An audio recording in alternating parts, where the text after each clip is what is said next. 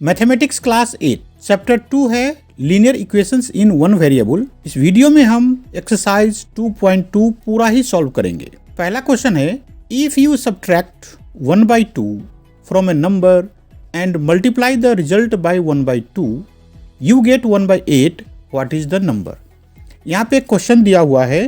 इस क्वेश्चन को पहले समझ के फिर इक्वेशन बनाओ, उस इक्वेशन को सॉल्व करके हमें वो नंबर फाइंड करना है। इस तरह के क्वेश्चन को बोलते हैं हम वर्ड प्रॉब्लम, मतलब वर्ड में लिखा हुआ है, पहले हम उसको समझ के इक्वेशन बनाएंगे फिर सॉल्व करेंगे इक्वेशन को। तो सबसे पहले जो अननोन नंबर है या अननोन क्वांटिटी है उसको हम x मान ले। तो यहाँ पे जो नंबर हमें चाहिए उसको x मान लिया। इसके बाद कंडीशन देखो कि इफ यू सब्ट्रैक्ट 1/2 को हाफ भी बोलेंगे। If you subtract 1/2 from a number, तो पहले इस नंबर में से हम हाफ माइनस करेंगे। तो नंबर हमारा था x, उसमें से 1/2 को माइनस कर दिया तो हमें क्या मिला, x माइनस 1/2। सेकेंड कंडीशन है कि जो रिजल्ट आया उसमें फिर से 1/2 से मल्टीप्लाई करो। तो रिजल्ट कितना आया था, x माइनस 1/2। अब इस रिजल्ट को मतलब x माइनस 1/2 को हाफ से मल्टीप्लाई करना है, इसलिए हमने x माइनस 1/2 को ब्रैकेट में लिख दिया और उसको 1/2 से मल्टीप्लाई कर दिया। एक बार अच्छे से क्वेश्चन देख लो। If you subtract 1/2 from a number and multiply the result by 1/2, हमने नंबर को माना x, उसमें से आधा घटा दिया और जितना बच गया उसको फिर से हाफ से मल्टीप्लाई किया। अब ये जो सेकेंड कंडीशन के बाद हमें इक्वेट करना है इसको 1/8 से। तो इस तरह से 1/2 इंटू एक्स माइनस 1/2 इक्वल हो गया 1/8। अब हमारा इक्वेशन कंप्लीट हो गया।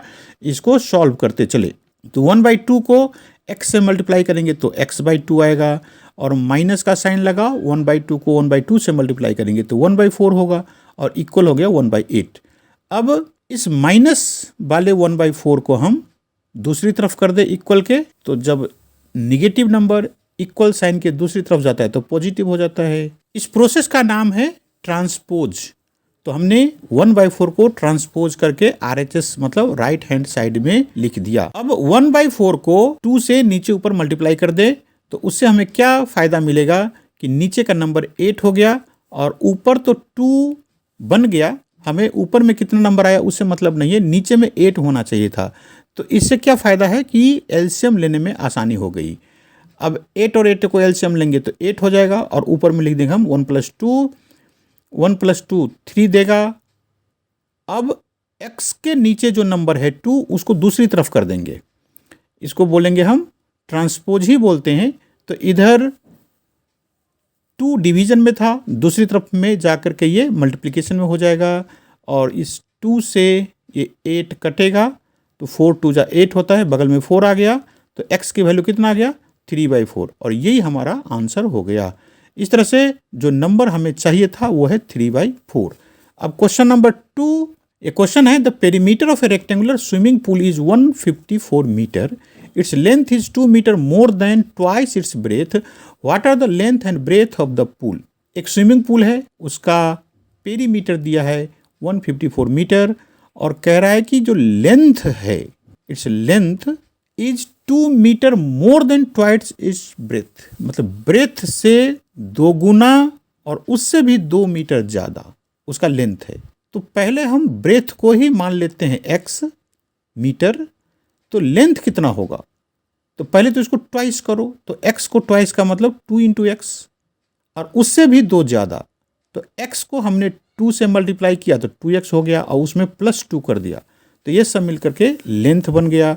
अब हमें दिया हुआ है इसका पेरीमीटर। तो पेरीमीटर रेक्टेंगल का क्या होता है, फॉर्मूला पढ़ा होगा आपने, perimeter of a rectangle is 2 × l + b। तो 2 × l + b 154 है, तो इसलिए हम ये गिवन कंडीशन यहाँ पे लिख दें कि पेरीमीटर जिसका फॉर्मूला हमें पता है 2 × l + b होता है वो इक्वल है 154 का। ये l और b की वैल्यू x वाले लिखेंगे क्योंकि l और b को हमने x में चेंज कर दिया है। अब l और b की वैल्यू x वाला लिखे तो l है 2x + 2 और b है x। इस तरह हमारे पास एक इक्वेशन आ गया जिसमें x अननोन है, इसको सॉल्व करेंगे, जो इक्वेशन का सॉल्व का जो तरीका है, तो ये 2x और प्लस x ब्रैकेट के अंदर है, तो इसको हम 3x लिख दिए, प्लस 2 हो गया और बाहर में 2 है। अब इसको आप 2 से मल्टीप्लाई कर दे 3x को, तो 6x हो गया, और इस 2 से उस 2 को मल्टीप्लाई करेंगे तो 4 हो गया, तो ये हो गया 154। इस 4 को इक्वल के दूसरी तरफ ले जाए तो ये माइनस में आ जाएगा। 154 में से 4 को घटा दो तो इसको हो जाएगा 150। अब x के साथ में 6 है मल्टीप्लिकेशन में, उसको दूसरी तरफ कर देंगे तो डिवीजन में चला जाएगा। अब इस 6 से 150 को काटो तो ये हो जाएगा 25। 25 6 जा होता है 150, तो x की वैल्यू आ गया 25 मीटर लिखेंगे। मीटर तो बाद में लिख देंगे, अभी लेंथ और ब्रेथ पता कर ले पहले। तो ब्रेथ है हमारा x, वो ब्रेथ x मान रखा है, x की वैल्यू आ गया है 25, तो इस तरह से ब्रेथ हो गया 25 मीटर। और लेंथ कितना हुआ, लेंथ है 2x प्लस 2, तो x की वैल्यू हमें पता है अब, तो 2 इंटू एक्स की वैल्यू की जगह पे 25 लिखा और प्लस 2 लिख दिया, तो ये है 2 इंटू 25 50 होगा, और 2 उसमें ऐड करेंगे तो ये जगह 52 मीटर। तो इस तरह से लेंथ हो गया हमारा 52 मीटर और ब्रेथ हो गया 25 मीटर, ये आंसर हो गया। अब चलते हैं क्वेश्चन नंबर 3 पे। The base of N isosceles triangle is 4/3 centimetre. The perimeter of the triangle is 4 2/15 centimetre. What is the length of either of the remaining equal sides. Question में isosceles triangle का base दिया है 4/3। तो पहले हमें isosceles triangle की meaning समझना चाहिए, वो क्या होता है। तो आप लोगों को पता होगा isosceles triangle, equilateral triangle. Isosceles में ट्रायंगल का कोई भी 2 साइड इक्वल होता है, तो इसमें वो इक्वल वाला साइड कितना है वो पता करना है, और उसका बेस है 4/3। तो इस तरह से पहले हम क्वेश्चन शुरू करें कि जो इक्वल साइड है 2, उसमें से एक की वैल्यू x सेंटीमीटर मान लेते हैं। अब हमें पेरीमीटर लिखना होगा। तो पेरीमीटर का मतलब क्या होता है, तीनों साइड का सम। किसी भी ट्रायंगल में, चाहे किसी भी रेक्टेंगल में, चाहे कहीं पे भी, पेरीमीटर का मतलब होता है सभी साइड्स का सम। तो यहाँ पे हमें ट्रायंगल का केस है, तो यहाँ पे 3 साइड होगा, तो उसमें से जो इक्वल साइड है आइसोसेलेस ट्रायंगल का, उसको एक का वैल्यू हमने x माना है, तो एक की वैल्यू हो गया x, दूसरी साइड की भी लेंथ हो जाएगी x, और तीसरा है 4/3, वो क्वेश्चन में दे रखा है, और तीनों को जब ऐड करेंगे तो 4 2/15 होगा। इस तरह से हमारा इक्वेशन कंप्लीट हुआ। अब इसको सॉल्व करेंगे। तो पहले ये जो मिक्स्ड फ्रैक्शन है उसको हम फ्रैक्शन में चेंज कर ले, और x और x को जोड़ देते हैं। तो x और x को जोड़ेंगे तो 2x, और इधर का 4 2/15 है। तो तरीका ये है कि नीचे वाला जो बेस है या डिनोमिनेटर है उसको हम 4 से मल्टीप्लाई कर दे, तो 15 4 जा 60 हो गया, और उसमें 2 ऐड करेंगे तो 62, तो ये होगा 62/15। अब ये जो नंबर है उसको हम दूसरी तरफ ले जाएं, एक तरफ सिर्फ x को रहने दे और दूसरी वाले तरफ में नंबर लिख ले, तो ये हो जाएगा 62/15 और माइनस हो गया 4/3। यहाँ पे एलसीएम लेना होगा, तो एलसीएम लेने से पहले हम ऐसा करते हैं कि इसको 5/5 से मल्टीप्लाई कर देंगे तो हमें आसानी हो जाएगी एलसीएम लेने में। इस तरह से ये नंबर बन गया 20/15। अब दोनों के नीचे 15 आ गया, तो एलसीएम 15 हो जाएगा, और 62 - 20 हो गया। इस 62 में से 20 को माइनस करेंगे तो 42 हो जाएगा, 42/15 रह गया। अब ये जो x के साथ 2 है उसको भी दूसरी तरफ लेके जाना है, तो ये इनटू में जब रहता है नंबर, दूसरी तरफ जाने के बाद वो डिवीजन में आ जाता है। तो 15 पहले से ही है नीचे में, जब ये 2 आएगा उसको 15 के साथ ही लिख देंगे, अब बीच में मल्टीप्लिकेशन का साइन लगा देंगे। अब कटने वाला नंबर्स को काट दो, या ऐसा करते हैं इसको 15 और 2 से मल्टीप्लाई कर लेते हैं, फिर एक ही बार में काटेंगे। तो 15 2 जा कितना होगा 30, और इन दोनों में से कॉमन कौन सा नंबर आएगा, तो ये 6 आएगा। तो 6 5 जा होता है 60, और 6 7 जा 42। तो इस तरह से ऊपर में 7 और नीचे में 5 रह गया, तो x की वैल्यू हो गया 7/5 सेंटीमीटर। या उसको मिक्स्ड फ्रैक्शन में करना है तो 1 2/5 सेंटीमीटर, क्योंकि एक साइड सेंटीमीटर में है, पेरीमीटर भी सेंटीमीटर में है, तो ये सेंटीमीटर में आ जाएगा आंसर। इस तरह से हमारा लेंथ हो गया 1 2/5 सेंटीमीटर, यही हमारा आंसर हो गया। इस तरह से क्वेश्चन नंबर 3 कंप्लीट हो गया। अब क्वेश्चन नंबर 4 पे चलते हैं। ये क्वेश्चन है, sum of two numbers is 95, if one exceeds the other by 15 find the numbers. मतलब दो नंबर दिया है, दोनों का सम 95 होता है, ये पहला कंडीशन है, और उसमें से एक नंबर दूसरे से 15 ज़्यादा है। एक्सीड का मतलब होता है ज़्यादा होना।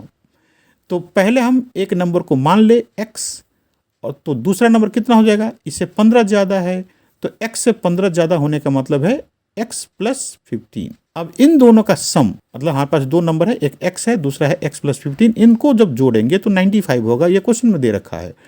तो पहला गिवन कंडीशन ऐसे लिखें कि x प्लस, अब दूसरा नंबर को x + 15 ब्रैकेट में लिख दे ताकि ये पता चले ये पहला नंबर है और दूसरा नंबर है।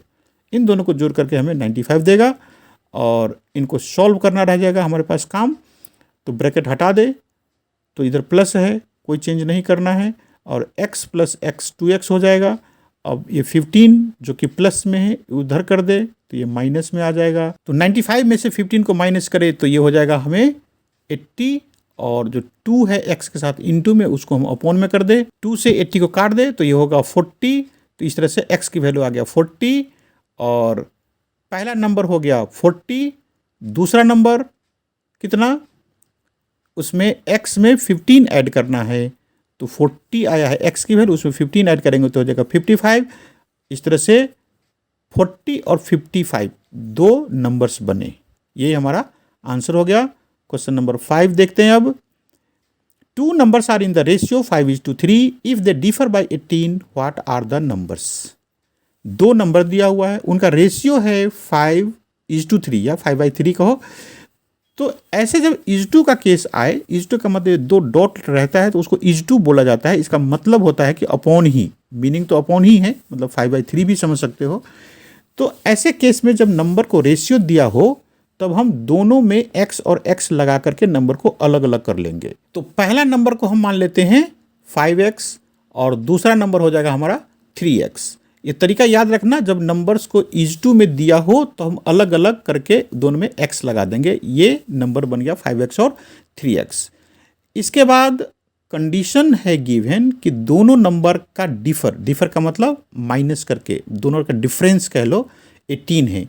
तो 5x बड़ा नंबर है और 3x छोटा। यहाँ पे एक नंबर 5x और 3x, तो बड़ा नंबर 5x है क्योंकि उसमें x में 5 से मल्टीप्लाई किया है, इसमें x में 3 से मल्टीप्लाई किया है।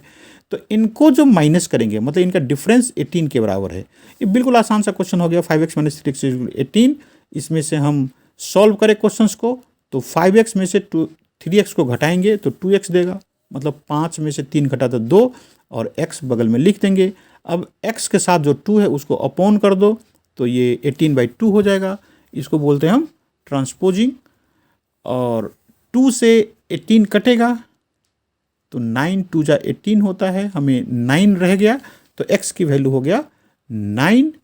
अब जो नंबर्स है वो है 5x और 3x। तो पहला नंबर कितना है, 5 × 9 करेंगे। ये 9 क्यों, क्योंकि x की वैल्यू 9 आया है, तो 9 5 हो गया 45। और दूसरा नंबर 3x है, तो 3 × 9 27। तो इस तरह से 45 और 27 दो नंबर्स आया। यही हमारा आंसर हो गया। मतलब कि 45 और 27 का रेशियो निकालेंगे तो 5:3 होगा, और इन दोनों का जो डिफरेंस निकालेंगे तो 18 होगा। अब चलते हैं क्वेश्चन नंबर 6 में। 3 consecutive integers add up to 51, what are these integers. देखो इंटीजर्स है 3 और कंजिक्यूटिव है, उन तीनों को ऐड करके 51 मिलेगा। तो कंजिक्यूटिव का मतलब है कि एक के बाद एक, तो उसमें से पहला इंटीजर को हम x मान लेंगे, तो दूसरा कितना होगा उससे एक ज़्यादा। जैसे इंटीजर्स आपने पढ़ा होगा, नेगेटिव नंबर, 0 और पॉजिटिव नंबर्स, तो उसमें से एक को हम x मान लेते हैं। और कंजिक्यूटिव का मतलब उससे जस्ट एक, और 3 है वहाँ पे, तो जो भी नंबर माना, मान लो कि किसी ने 10 मान ला, अभी इमेजिन करो, बाद में आंसर आएगा जो भी देखेंगे। तो एक नंबर यदि 10 है तो दूसरा उससे एक ज़्यादा है, मतलब 11 है, फिर तीसरा उससे एक और ज़्यादा है, तो मतलब 12 है। तो इस तरह से हम नंबर्स तो नहीं लिखेंगे, अननोन क्वांटिटी को x में लिखते हैं। तो पहला है x, दूसरा है उससे x + 1, क्योंकि एक कंजिक्यूटिव है इसलिए एक बढ़ाया है। फिर तीसरा है उससे 2 ज़्यादा, मतलब कंटिन्यूटी में ले तो x, फिर एक ज़्यादा तो x प्लस वन, फिर इससे भी एक ज़्यादा तो x प्लस टू, या इसको सोच कर लोगे तो ये पहला हो जाएगा x प्लस वन, इससे दो ज़्यादा तो x प्लस टू। अब किसी भी तरह से ये समझ लो तो हमें x और x प्लस वन और x प्लस टू तीन इंटीजर्स मिले और इन तीनों का ऐड करना है। तो ऐड करने के बाद कितना होगा, तो ये हो जाएगा 51। इस तरह से हम तीनों को ऐड करेंगे, बीच बीच में ब्रैकेट लगा दिया ये दिखाने के लिए, ये पहला इंटीजर, ये दूसरा और तीसरा, तीनों का सम 51 आया। और इनको ऐड करना है तो ब्रैकेट हटा दो, और 3 बार तो x है तो ये 3x हो जाएगा, और 2 1 दोनों को ऐड करेंगे तो 3 दे देगा। इस प्लस वाले 3 को दूसरी तरफ कर दो तो माइनस में आ जाएगा। तो 51 में से 3 को माइनस करो तो ये हो जाएगा 48। ये x है 3 के साथ तो हमें 3 को दूसरी तरफ लेके जाना पड़ेगा, तो ये डिवीजन में आ जाएगा। अब ये 3 से 48 को काट दो तो ये हो जाएगा 16, क्योंकि 16 3 जा होता है 48, तो x की वैल्यू कितना आ गया 16। तो नंबर्स कौन कौन से बने, तो नंबर्स पहला है x तो वो 16 है, दूसरा है x प्लस वन तो 16 में एक जोड़ेंगे तो 17 हो जाएगा, और तीसरा है x प्लस टू तो मैं x की वैल्यू है 16 उसमें 2 जोड़ेंगे तो 18। तो इस तरह से 16, 17 एंड 18 ये 3 इंटीजर्स आया, ये हमारा आंसर हो गया। अब चलते क्वेश्चन नंबर 7 पे। यह है sum of 3 consecutive multiples of 8 is 888 है, मतलब 888। Find the multiples. तो मल्टीपल्स ऑफ 8 का मतलब क्या हुआ, मल्टीपल्स ऑफ 8 का मतलब होता है कि 8 के टेबल में आने वाले नंबर्स, या वो नंबर्स जो कि 8 से डिवाइड हो जाए। तो ऐसे 3 है कंजिक्यूटिव। जैसे मान लो कि एक एग्जांपल ले, पहला 8 से डिवाइड होने वाला नंबर कौन सा है, 8 खुद से 8 को 8 से डिवाइड करेंगे तो 1 होगा। दूसरा कंजिक्यूटिव मिले तो 16 हो जाएगा, क्योंकि 16 को 8 से डिवाइड करेंगे तो 2 मिलेगा। तीसरा कौन सा होगा 24। तो ये तीनों कंजिक्यूटिव हो गया 8 का मल्टीपल्स, मतलब 8, 16 एंड 24। लेकिन हमें यहाँ पे नंबर्स नहीं लेने हैं, पहले तो अननोन नंबर को हम x मानेंगे।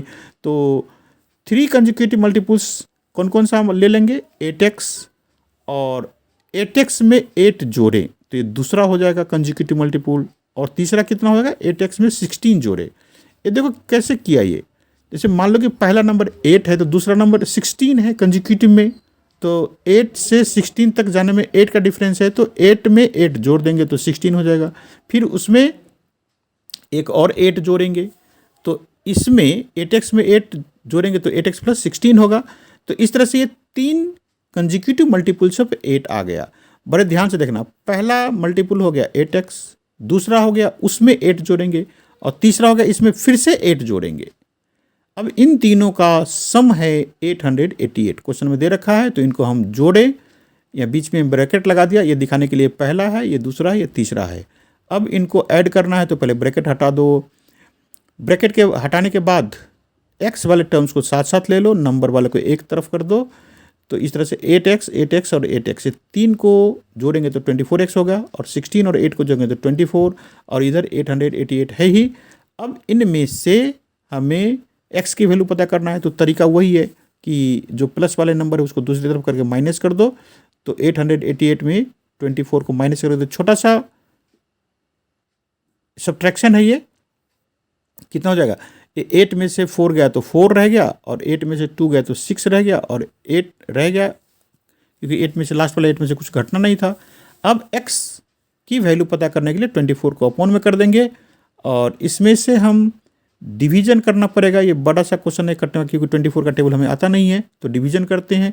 इधर हम 24 से डिवाइड करेंगे 864 को, तो ये पहला नंबर 3 से जाएगा, कि 24 3 जा होता है 72, इसमें से माइनस करो ये, तो 4 में से 2 को माइनस करेंगे तो नीचे आ जाएगा 4, और फिर इधर 8 में से 7 को माइनस करेंगे तो 1, मतलब 14 रह गया, ऊपर का एक 4 बाकी है तो उसको नीचे ले लेते हैं, तो ये 144। अब ये 6 से कट जाएगा, तो 24 6 जा हो जाएगा 144, और 144 को माइनस करके ये हमें 0 दे देगा। तो इस तरह से 864 को 24 से डिवाइड करेंगे तो 36 आएगा, तो x की वैल्यू आ गया 36। अब मल्टीपल्स हमें चाहिए, तो x की वैल्यू आ गया है, तो मल्टीपल्स कौन कौन सा होगा, 8x है पहला मल्टीपल, तो x की वैल्यू 36, उसमें 8 से मल्टीप्लाई करेंगे तो 288 आया। दूसरा मल्टीपल, इसमें 8 जोड़ दें तो 8x प्लस 8 हमारा दूसरा मल्टीपल था, 8x की वैल्यू है 288, उसमें 8 जोड़ेंगे तो हो जाएगा 296। तो 8x की वैल्यू हमें पता है 288, उसमें 16 जोड़ दें तो ये हो जाएगा 304, मतलब 304। तो इस तरह से ये 3 कंजिक्यूटिव मल्टीपल्स ऑफ 8 आ गया, 288, 296 एंड 304। ये 3 हमारा आंसर बन गया। अब चलते हैं क्वेश्चन नंबर 8 पर। ये क्वेश्चन है 3 consecutive integers are such that they are taken in increasing order and multiplied by 2, 3 and 4 respectively, they add up to 74, find these numbers। बहुत अच्छा क्वेश्चन है। पहले तो जो प्रॉब्लम है, जो वर्ड्स में लिखा है उसको समझो कि कह क्या रहा है। तो कंजिक्यूटिव इंटीजर्स है, तो पहले पहला इंटीजर्स को हम x मान लेते हैं, तो दूसरा इंटीजर कितना हो जाएगा x प्लस 1 और तीसरा हो जाएगा x प्लस 2। कंजिक्यूटिव के मतलब एक के बाद एक, जैसे 10 से स्टार्ट करेगा तो 10, 11, 12, जैसे कोई 25 से स्टार्ट करेगा तो 25, 26, 27। तो हमें यहाँ पे खुला नंबर तो लेना नहीं है, हमें x लेना है। तो यदि पहला इंटीजर को x माना तो दूसरा हो जाएगा x प्लस 1 और तीसरा हो जाएगा x प्लस 2। तो ये तो इंटीजर्स हमने ले लिया। अब वहाँ पे कंडीशन दे रखा है कि पहले वाले इंटीजर को 2 से मल्टीप्लाई करना है, दूसरे वाले को 3 से और तीसरे वाले को 4 से। उसके बाद जो मिलेगा उन सबको जोड़ेंगे तब 74 बनेगा। देखो तो बड़ा अच्छा सा क्वेश्चन है। तो यदि हम मल्टीप्लाई करते चले तो x को मल्टीप्लाई करेंगे 2 से तो 2x हो जाएगा, x प्लस 1 को करना है 3 से मल्टीप्लाई तो ये 3 और ब्रैकेट के अंदर x प्लस 1 लिख देंगे, और तीसरे वाले को 4 से मल्टीप्लाई करेंगे तो x प्लस 2 में 4 से मल्टीप्लाई करें और तीनों को जोड़े। ये अच्छा कंडीशन है, बहुत अच्छा दिमाग लगेगा इसमें। तो इन तीनों को जोड़ करके हमें 74 मिलेगा। अब इक्वेशन हमारा कंप्लीट हो गया, इसको सॉल्व करेंगे। तो यहाँ से बीच से ब्रैकेट हटाते हैं तो ये 2x रह जाएगा, और इस वाले ब्रैकेट में 3 से मल्टीप्लाई करो तो 3 इंटू एक्स 3x और 3 इंटू 1 3। इस ब्रैकेट में 4 इंटू एक्स 4x और 4 इंटू 2 8। अब सभी x वाले को एक साथ लिख दे तो 2x 3x और 4x को साथ में लिख दिया, और 3 और 8 को एक जगह लिख दिया, और 74 हो गया। ये इसलिए लिखा कि हमें ऐड करने में आसानी होगी। यदि किसी को यहीं से दिख जाता है x वाले नंबर तो ये लाइन लिखने की जरूरत नहीं है, वहाँ से भी ऐड कर दो, क्योंकि बच्चों को थोड़ा सा समझ में आसानी हो इसलिए हमने ये लाइन लिख रखा है। अब x वाले सबको जोड़ो तो 2 और 3 5, 5 और 4 9, उसमें x लगा देंगे, और ये 8 और 3 में x नहीं है तो सिंपल ये 8 प्लस 3 8 11 हो गया, और ये 74 रह गया। 11 को दूसरी तरफ करेंगे तो ये माइनस हो जाएगा, तो 74 में से 11 को घटा दो तो 4 में से 1 जाएगा तो 3 रह जाएगा, और 7 में से 1 गया तो 6 रह गया, तो ये हो गया 63। अब ये जो x के साथ 9 है मल्टीप्लिकेशन में, उसको दूसरी तरफ करके दे, डिवाइड में आ जाएगा वो, और 9 7 जा 63 होता है, वो हमें 7 दे देगा नंबर। तो x की वैल्यू आ गया 7। इस तरह से जो इंटीजर्स है, जो रिक्वायर्ड नंबर्स है, वो एक तो x की वैल्यू चाहिए था तो 7 आ गया, x प्लस 1 की वैल्यू चाहिए तो 7 में 1 को जोड़ेंगे तो 8 आ जाएगा, और x प्लस 2 की वैल्यू मतलब 7 में 2 जोड़ के 9 हो जाएगा। इस तरह से 7, 8 और 9 ये 3 हमारा आंसर आ गया। अब चलते हैं क्वेश्चन नंबर 9 पे। यह है the ages of Rahul and Haroon are in the ratio 5:7। 4 years later the sum of their ages will be 56 years। What are their present ages. बहुत अच्छा क्वेश्चन, फिर से रेशियो का काम आ गया। जैसे 2 जने हैं राहुल एंड हारून, उनका एज का रेशियो दे रखा है 5:7। तो मैंने बताया था अभी कि कोई नंबर यदि रेशियो में दे रखा है तो उनको अलग अलग करेंगे, उसमें x लगा देंगे। तो राहुल का एज कितना हो जाएगा 5x, और हारून का एज हो जाएगा 7x। देखो ये कैसे किया हमने, वहाँ पे 5:7 दिया था, दोनों में x लगा के अलग अलग कर दिया, तो ये हो गया 5x एंड 7x। अब है 4 years later, मतलब अब से 4 साल के बाद उनका एज का जो सम है वो 56 है। तो 4 साल के बाद राहुल का उम्र कितना होगा, ये 5x प्लस 4। देखो ये बच्चों को यहाँ पे थोड़ी सी दिक्कत होती रहती है कि कैसे आ गया ये। मान लो कि किसी का एज मतलब कोई अभी 10 साल का है, तो 4 साल के बाद कितना होगा, तो 10 में 4 जोड़ देंगे तो 14 साल का हो जाएगा। यदि किसी का एज अभी मान लो 15 साल है, तो 4 साल के बाद कितना हो जाएगा, 15 में 4 जोड़ेंगे तो 19 हो जाएगा। यदि राहुल का एज अभी 5x है, तो 4 साल के बाद क्या होगा, उसमें हम 4 जोड़ेंगे तो 5x में 4 जोड़ करके हमें 5x+4 ही मिलेगा, क्योंकि ये नंबर अकेला नहीं है, x है, इसलिए वो इसमें 4 के साथ प्लस लग के ही लिखा जाएगा। तो अब हारून का एज बताओ 4 साल के बाद, अब भी है 7x, तो 4 साल के बाद 7x+4, ये हो गया हारून का एज। अब क्वेश्चन दे रखा है कि 4 साल के बाद का जो एज है दोनों का, उनको जोड़ेंगे तो 56 होगा, तो इन्हीं दो नंबर को जोड़ना होगा हमें। तो कंडीशन दिया है 5x+4 + 7x+4 = 56। मेरे ख्याल से समझ में आ गया होगा। एक बार मैं फिर से बोल देता हूँ, 4 साल के बाद राहुल का एज है 5x+4 और 4 साल के बाद हारून का एज है 7x+4। इन दोनों को हम जोड़े तो एक ब्रैकेट में है राहुल का एज और दूसरे में है हारून का एज, उनको जोड़ करके हमें मिला 56। अब हमारा इक्वेशन बन चुका है, इसको सॉल्व करें तो इसमें से हम ब्रैकेट हटा देते हैं और x वाले नंबर को एक तरफ रख ले, नंबर जो कि बिना x का है एक तरफ रख ले, और x वाले दोनों नंबर को जोड़े तो एक है 5x और एक है 7x, तो 5 और 7 कितना होता है 12, उसके साथ x लगेगा और इन दोनों के साथ x नहीं है, फ्री का नंबर है, मतलब बिना x वाला नंबर है, तो ये 4 और 4 8 हो गया। अब इस 8 को दूसरी तरफ ले जाए तो इधर प्लस में है, दूसरी तरफ में माइनस हो जाएगा, तो 56 में से 8 को घटा दें तो ये हो जाएगा 48। अब 12 को दूसरी तरफ लाकर डिवाइड में कर दे और 12 से 48 कटेगा भी, 12 4 जा 48 होता है, तो ये हो गया 4, तो x की वैल्यू आ गया 4। अब हमें राहुल का एज निकालना है, तो ये था 5x, x की वैल्यू 4 आ गया है, तो 5 × 4 20 हो गया, और हारून का हो गया 7 × 4 28। इस तरह से 20 ईयर्स राहुल का एज और हारून का एज 28 ईयर्स, यही हमारा आंसर आ गया। क्वेश्चन नंबर 10 देखते हैं। यह है the number of boys and girls in a class are in the ratio 7:5। यहाँ पे भी रेशियो क्वेश्चन है। The number of boys is 8 more than the number of girls, what is the total class strength. तो पहले number of boys and girls को x लगा के separate कर दो, तो ये जगह 7x एंड 5x हमने तरीका सीख रखा है, इस टू में नंबर हो तो x लगा के अलग अलग कर दो, तो बॉयज़ का नंबर 7x और गर्ल्स का नंबर 5x। अब कंडीशन ये है कि बॉयज़ का नंबर गर्ल्स के नंबर से 8 ज़्यादा है, तो बॉयज़ के नंबर में से गर्ल्स के नंबर घटा दो तो 8 हो जाएगा, या ऐसे भी कर सकते हैं कि गर्ल्स के नंबर में 8 ऐड कर दो तो बॉयज़ का नंबर हो जाएगा। किसी भी तरीके से इसको आप समझ सकते हो। हमने क्या किया है, बॉयज़ के नंबर में से गर्ल्स के नंबर घटा दिया तो 8 हो गया। ठीक है, कोई ऐसे भी लिख सकता था 7x = 5x + 8। एक ही बात है कि 5x जब दूसरी तरफ जाएगा तो ये प्लस में आ जाएगा। अब ये इक्वेशन हमारा तैयार है, इसको सॉल्व करें तो 5x में से 7x को माइनस करेंगे तो ये आ जाएगा 2x, और इस 2 को दूसरी तरफ कर दे तो डिवीजन में चला जाएगा, तो ये हो जाएगा 8/2, और 2 से हम उसको काट दें 8 को तो हमें देगा 4। इस तरह से x की वैल्यू हो गया 4। तो नंबर ऑफ बॉयज़ कितना, नंबर ऑफ बॉयज़ है 7x, x की वैल्यू 4 आया है, तो 7 × 4 28 हो गया। तो नंबर ऑफ गर्ल्स हो गया 5 × 4 का मतलब 20। क्लास स्ट्रेंथ कितना हो जाएगा टोटल, तो क्लास स्ट्रेंथ में बॉयज़ और गर्ल्स दोनों का नंबर ऐड होगा, तो होगा 28 + 20, तो होगा 48। यही हमारा आंसर हो गया। अब है question number 11। Baichung's father is 26 year younger than Baichung's grandfather and 29 years older than Baichung. यहाँ पे 3 जने हैं, बड़े ध्यान से इस क्वेश्चन को समझना है, उसके बाद इक्वेशन पहले बनेगा।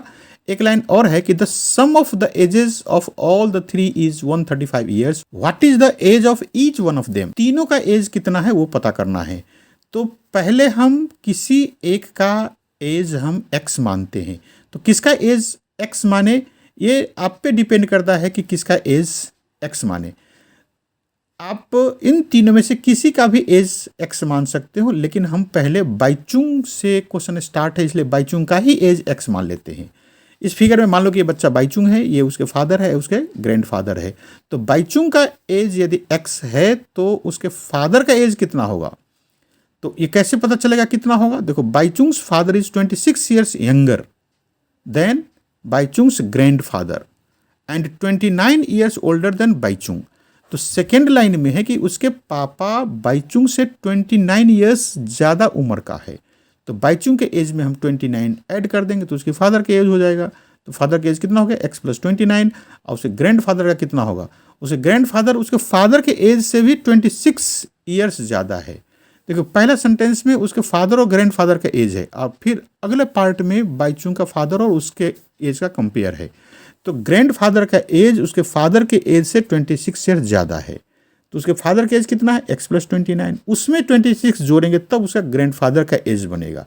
यहीं पे थोड़ा सा कन्फ्यूजन है, इसको सुलझा लो, इसको समझ लो, फिर आपका क्वेश्चन आसान हो जाएगा। हमने बाईचुंग का एज x माना है, उसके फादर का हो जाएगा 29 ईयर्स ज़्यादा, तो x में 29 ऐड कर देंगे और उसके ग्रैंडफादर का होगा उसका फादर्स के एज से भी 26 ईयर ज़्यादा। बस ये समझ में आ गया। अब तो अगला पार्ट आसान है, इन तीनों को ऐड करके 135 मिलेगा। तो यदि आप यहाँ पे सॉल्व कर ले तो इस पार्ट के, दो नंबर है तो और आसान हो जाएगा। ये हो जाएगा x + 55, इनको तीनों को हम ऐड कर दें तो x बाईचुंग का, x + 29 उसके फादर का और x + 55 उसके ग्रैंडफादर का, तीनों को जोड़ करके हमें 135 मिला। अब यहाँ से ब्रैकेट हटा दे और सभी x को एक तरफ लिख दे, जो नंबर है दूसरी तरफ लिख दे। तो इस तरह से x + x + x 3x हो गया, और 29 और 55 को ऐड करेंगे तो ये होगा 84। अब इस 84 को दूसरी तरफ ले जाएं तो ये माइनस में आ जाएगा। 135 में से 84 को माइनस करो तो ये होगा 51। अब इस 3 को अपॉन में ले जाते हैं तो ये हो जाएगा 51/3, ये 3 से 51 कटेगा, 17 3 होता है 51, x की वैल्यू आ गया 17। अब हमें इन तीनों का एज लिखना है। तो बाईचुंग का एज तो x खुद ही माना है हमने, तो उसका 17 ईयर्स हो गया। उसके पापा का है बाईचुंग से 29 ईयर ज़्यादा। अब बाईचुंग का एज पता चल गया है 17 है, तो उसमें हम 29 जोड़ दे तो हो गया 46। अब उसे ग्रैंडफादर का है उसके पापा से भी 26 ईयर ज़्यादा, तो पापा का एज पता चल गया 46, उसमें 26 जोड़ दे तो ये 72 ईयर्स हो गया। यही हमारा आंसर हो गया। बाईचुंग का एज 17, उसके पापा का 46, उसके दादा का 72 ईयर्स। अब question number 12, 15 years from now, Ravi's age will be 4 times his present age. What is Ravi's present age? तो 15 साल के बाद रवि का उम्र अभी जितना है उससे 4 टाइम्स हो जाएगा। तो अभी रवि का एज x मान लेते हैं, 15 साल के बाद कितना होगा, अभी का एज में 15 साल जोड़ देंगे तो x + 15 होगा। और ये कह रहा है कि अभी का जितना एज है वो 4 गुना हो जाएगा। तो 4 गुना कैसे करेंगे, जो अभी का एज है उसमें 4 से मल्टीप्लाई कर दे। जैसे किसी का एज 10 साल है तो 4 गुना कितना होगा, 10 × 4। अब किसी का एज यदि x है तो उसका 4 गुना कितना होगा, 4x। तो जो कंडीशन है उसमें दे रखा है कि x + 15 = 4x। ये कैसा है, ये 15 साल के बाद होने वाला एज, इसमें हमने प्लस किया है और 4 गुना में इंटू किया है। तो अब इसको सॉल्व कर दें। इसको सॉल्व कर से ये 4x को दूसरी तरफ लेके जाएंगे तो माइनस में आ जाएगा, और 15 भी दूसरी तरफ जाएगा तो ये भी माइनस में आ जाएगा। तो x में से 4x को माइनस कर दो तो -3x हो गया, ये -15 रह गया। माइनस को काट दो तो इधर 3x = 15 बचा। x को एक तरफ रखते हैं, नंबर को दूसरी तरफ ला करके अपॉन में कर दिया तो ये 3 और 15 कटेगा, ये रह गया 5। तो x की वैल्यू आ गया 5। तो रवि का अभी का एज कितना है, 5 ईयर्स। और 4 साल के बाद कितना होगा हमें पता ही नहीं करना है, हमें परसेंटेज ही पता करना था। यदि इसको चेक करें कि कैसे सही हुआ है क्वेश्चन, तो रवि का एज है 5 साल, 15 साल के बाद उसका कितना हो जाएगा, तो 5 में 15 जोड़ के 20 हो जाएगा। और अभी का एज है 5 साल और 4 गुना कितना होगा, 20 हो गया। तो ये दोनों बराबर हो गया। मतलब दोनों बराबर में क्या क्या आया, अभी जितना है उसमें 15 जोड़ेंगे वो, अभी जितना है उसमें 4 गुना करेंगे वो, दोनों बराबर हो जाएगा। इस तरह से रवि का एज हो गया 5 ईयर्स। ये क्वेश्चन कंप्लीट हो गया। 13 नंबर क्वेश्चन पे चलते हैं। A rational number is such that when you multiply it by 5/2 and add 2/3 to the product you get -17/12। What is the number. तो एक रेशनल नंबर है और जब उस रेशनल नंबर को हम मल्टीप्लाई करेंगे 5/2 से और उसमें ऐड करेंगे 2/3 तब हमें मिलेगा -7/12। तो ये बड़ा इंटरेस्टिंग क्वेश्चन है। तो रेशनल नंबर्स को हम x मान लेते हैं। उसमें से पहला काम ये करना है कि आप इस रेशनल नंबर में हम 5/2 से मल्टीप्लाई करेंगे तो ये हो जाएगा x × 5/2 और जितना आया उसमें फिर से 2/3 ऐड करो। तो ये कर दिया हमने, पहले 5/2 से मल्टीप्लाई और उसके बाद ऐड किया और ये कितने के बराबर हो जाएगा, ये -7/12 का। तो अब हमें इसको सॉल्व करना होगा। तो ये 5 × x 5x हो गया बाई 2 और बाकी सारे नंबर्स ऐसे ही रख दिया। ये 2/3 को दूसरी तरफ ले जाओ तो ये माइनस में आ जाएगा। अब यहाँ पे इधर 12 है, इधर 3 है, तो उसको बेस इक्वल करने के लिए हमने ऊपर नीचे 4/4 से मल्टीप्लाई कर दिया, और नीचे में तो ये 12 हो गया, ऊपर में 2 × 4 8 हो गया। बेस दोनों का सेम हो गया, एलसीएम लेने में आसानी हो गई। अब 12 हो गया और ऊपर में -7 और -8 रह गया। अब ये -7 और -8 मिलके या ऐड होकर के -15 देगा। इधर से हमें x की वैल्यू चाहिए, तो ये 2 जो अपॉन में है दूसरी तरफ जाके मल्टीप्लाई में हो जाएगा। इधर जो 5 जो ऊपर में है इनटू में, वो नीचे आके डिवाइड में हो जाएगा। और 15/12 माइनस के साथ यहाँ पे है, 15/12 माइनस के साथ है। उधर जो 2 था ये इधर आकर के मल्टीप्लाई हो गया, और उधर 5 जो मल्टीप्लाई में था वो अपॉन में हो गया। यहाँ पे जो नंबर कटने वाले हैं इसको काट दें, या ऐसा करते हैं मल्टीप्लाई ही कर लेते हैं। ये 15 दूना 30 और 12 25 60, तो ये 30/60 ये हो गया 1/2, पूरा का पूरा ही कट जाएगा। तो नंबर रह गया x = -1/2, और यही हमारा आंसर हो गया। मतलब इसमें -1/2 में आप पहले 5/2 से मल्टीप्लाई करो, फिर ऐड कर दो 2/3, तो आपको मिलेगा -7/12। ये आप चेक भी कर सकते हो। अब चलते क्वेश्चन नंबर 14 पे। यह Lakshmi is a cashier in a bank. मतलब कैशियर का काम क्या होता है बैंक में? पैसे काउंट करना, गिनना। तो लक्ष्मी एक कैशियर है बैंक में। She has currency notes of denominations 100 rupees, ₹50 and ₹10। मतलब उसके पास वो रुपये हैं, करेंसी का मतलब कागज़ के रुपये। 100 के नोट है, 50 के नोट है और 10 के नोट है। The ratio of the numbers of these notes is 2:3:5। अब रेशियो में नंबर दे रखा है 2:3:5। The total cash with Lakshmi is rupees. अभी बड़ा सा नंबर में देखो कितना है, 1 सैकड़ा, 1000, 10,000, लाख, 4 लाख। उसके पास टोटल कैश मतलब टोटल नकदी रुपये है कितने? 4 lakh. How many notes of each denomination does she have? आप कह रहे हैं कि 100 रुपये के कितने नोट है, 50 रुपये के कितने नोट है और 10 रुपये के कितने नोट है। इसी का मीनिंग है कि how many notes of each denomination. Denomination का मतलब 100 रुपया हो गया, 50 रुपया हो गया, 10 रुपये के अलग अलग बताओ कि कितने कितने नोट्स है। सब मिलाकर के 4 लाख है। ठीक है, अलग अलग वैल्यूज बताना है आपको। तो हम नंबर्स जो इज टू में है उसको x लगा करके अलग कर लेते हैं। तो नंबर ऑफ रुपीज़ 100 कितना हो जाएगा? 2x, क्योंकि पहला 100 रुपीज़ का नोट है वो 2 है पहले, तो 100 रुपीज़ के नोट 2x हो गया। और 50 रुपीज़ के नोट कितने हो गए? इसमें x लगाने तो 3x हो जाएगा। और 10 रुपीज़ का हो जाएगा 5x, क्योंकि 100 और 50 और 10 का रेशियो दे रखा है 2, 3, 5, तो 2x, 3x और 5x मान लिया। अब इनमें से पैसों को हम वैल्यूज में चेंज करें। मतलब यदि आपके पास 2x नोट्स है 100 का, तो टोटल रुपीज़ कितना बनेगा? तो टोटल रुपीज़ बनेगा 2x × 100। यहाँ पे समझो क्या कह रहा हूँ मैं। जैसे एक नोट है आपके पास 100 रुपये का, तो रुपये 100 हुआ।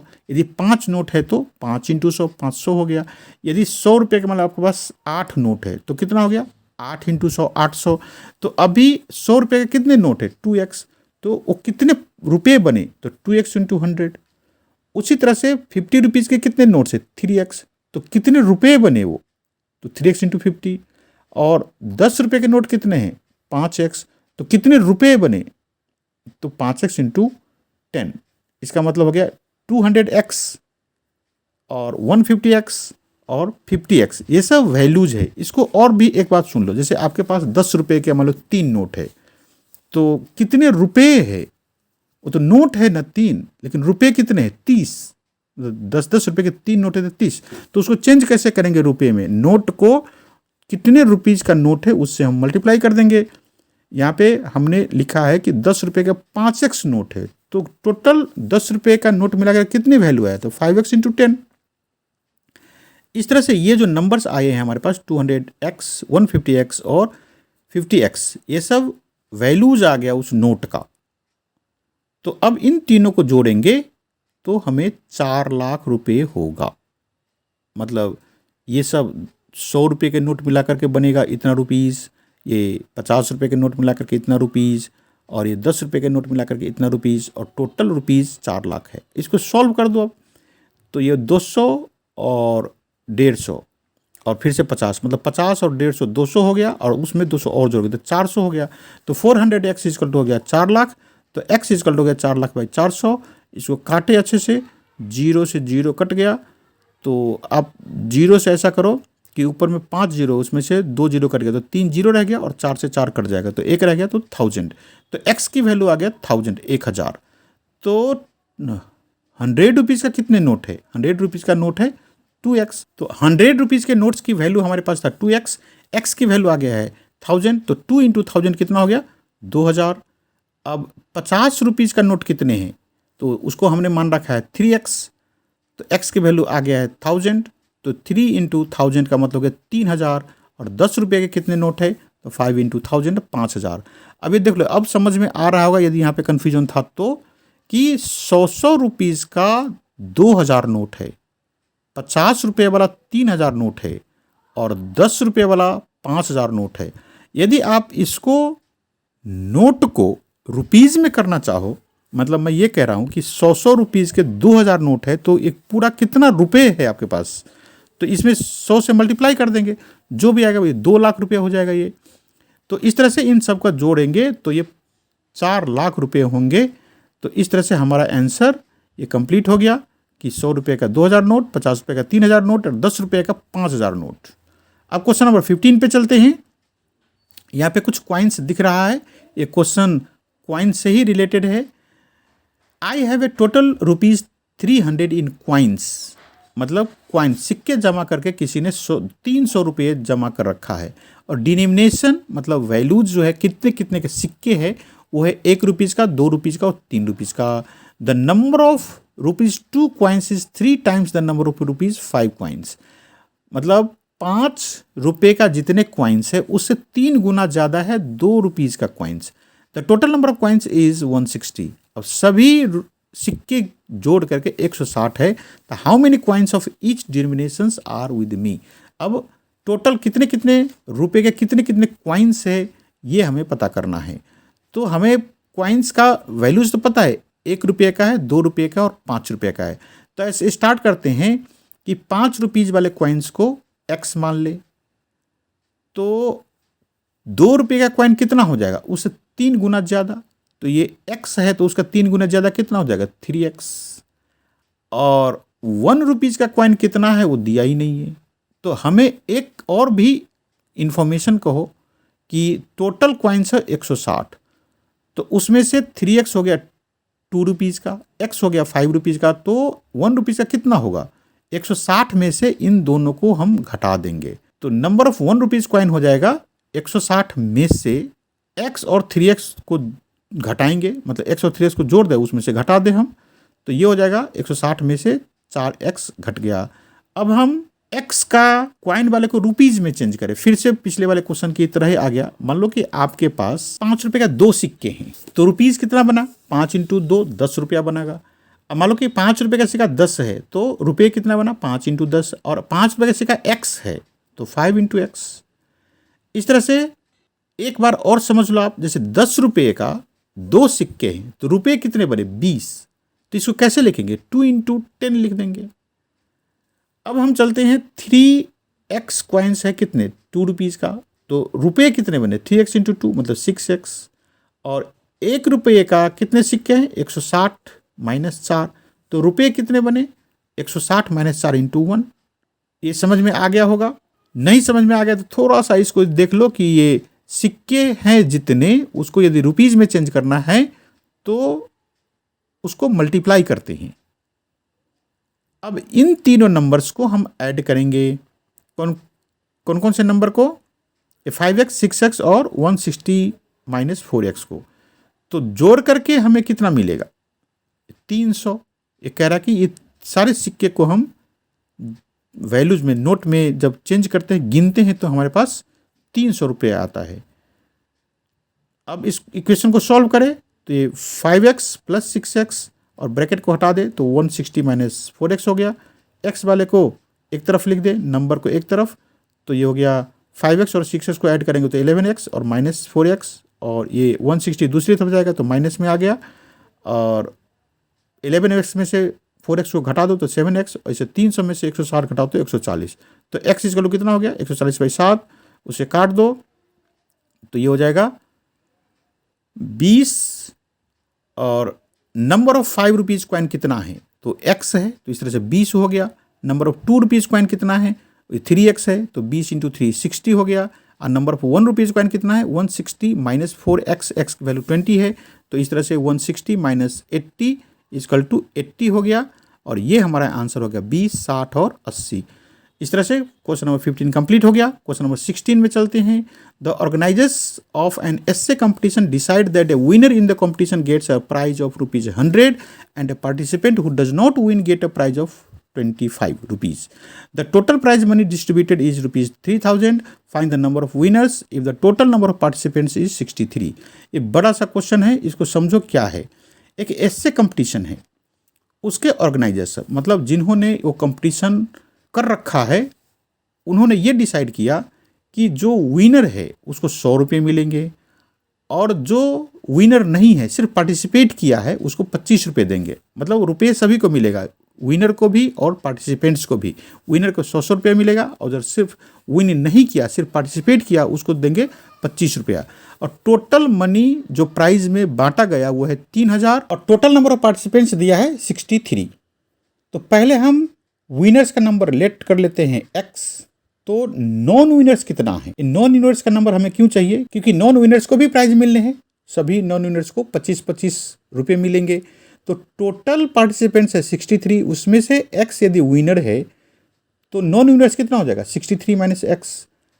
अब अमाउंट गॉट बाय विनर्स, कि सभी विनर्स को मिलाकर के कितने पैसे बट गया। तो एक विनर को मिलता है ₹100, तो x विनर्स है तो जगह 100 इंटू x। और नॉन विनर्स को कितना मिलेगा, तो एक नॉन विनर्स को मिलता है 63 माइनस x, तो 25 है तो उसको 63 माइनस x से मल्टीप्लाई करना होगा। तो ये मल्टीप्लाई करके ये हो जाएगा, 63 को पहले 25 से मल्टीप्लाई करो तो ये हो जाएगा 1575, और x में 25 से मल्टीप्लाई करेंगे तो 25x। तो इस तरह से विनर्स ले गए 100x रुपीज़, और नॉन विनर्स ले गए 1575 माइनस 25x, और कितने रुपए बट गए थे, वो था ₹3000। तो इस तरह से ये 100x और ब्रैकेट में जो भी लिखा है वो सब मिला करके 3000 होगा, ऐसा हमारा इक्वेशन बनेगा। तो पहले इक्वेशन लिख ले, 100x एक ब्रैकेट में प्लस दूसरे ब्रैकेट में 1575 माइनस 25x, और दोनों मिला करके 3000 रुपीज़ हुआ। ब्रैकेट हटा देते हैं, और 100x और माइनस 25x इसको सॉल्व करेंगे, मतलब 100 में से 25 को घटाना है, तो ये हो जाएगा 75x, और ये नंबर है 1575, ये यहाँ पे रहेगा। अब इस नंबर को इक्वल के दूसरी तरफ कर दे तो ये माइनस में हो जाएगा। तो 3000 में से ये घटा दो, तो पूरा 1500 रहता, तो 3000 में से 1500 घटाते तो 1500 ही आंसर आता, लेकिन ये 1575 है, तो घट कर कितना हो जाएगा, ये 1 मतलब 1425 हो जाएगा। तो 75x इक्वल टू हो जाएगा 1425, और x की वैल्यू पता करने के लिए हमें ये 75 से इसको डिवाइड करना होगा। तो डिवाइड कर दिए 75 से, और इसका आंसर हमें डिवाइड कर देते हैं, इधर देख लेते हैं कितना मिलता है। तो 1425 को हम 75 से डिवाइड करें तो ये देखो 75 2 जाओ 150 हो जाएगा, तो एक से ही ये अभी डिवाइड करना होगा। तो 75 इंटू 1 हो गया 75, इसको घटा दे तो ये नंबर हो गया हमारे पास, ये 2 में से 5 गया तो 7, मतलब 2 में से नहीं, मतलब वो कैरी लेकर के 12 में से 5 माइनस किया तो 7, यहाँ पे रह गया 3, तो 13 में से 7 माइनस करेंगे तो जाएगा 6, और ऊपर से ये 5 आ गया नीचे। तो इस तरह से 675 को डिवाइड करना है 75 से, तो ये हो जाएगा 9 से। तो 75 9 जा 675, और ये नंबर दोनों माइनस करने के बाद हमें 0 दे देगा। तो x की वैल्यू कितना आ गया 19। अब विनर्स कितने हो गए, तो विनर्स के नंबर को हमने x मान रखा है, और x की वैल्यू आ गया 19, इसलिए नंबर ऑफ विनर्स हो गया 19। क्वेश्चन में यही था कि find the number of winners. वैसे हम अब नॉन विनर्स का भी नंबर पता कर सकते हैं कि 63 में से माइनस कर देंगे, लेकिन वो इस क्वेश्चन का पार्ट नहीं है, आपको अलग से मैंने बता दिया। हमें क्वेश्चन पता करना था विनर्स का नंबर, वो आ गया है 19, और यही हमारा आंसर हो गया। और ये लास्ट क्वेश्चन था एक्सरसाइज 2.2 का, ये कंप्लीट हो गया, इसका मतलब एक्सरसाइज भी कंप्लीट हो गया।